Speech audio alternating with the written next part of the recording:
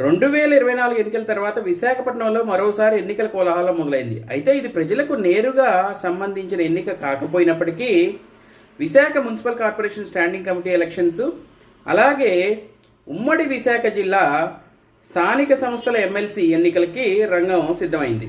అయితే మనం కానీ గమనించినట్లయితే ఇంతకుముందు వైఎస్ఆర్ కాంగ్రెస్ పార్టీ తరఫున ఎంపీగా 2019-24 మధ్య కాలంలో ఎంపీగా పనిచేసిన ఎంవి సత్యనారాయణ గారు ఈ ఎన్నికకి సంబంధించి ఎక్కడా కనపడట్లేదు. అంటే అది స్టాండింగ్ కమిటీ ఎలక్షన్స్ కావచ్చు, లేదా ఎమ్మెల్సీ ఎన్నికలు కావచ్చు.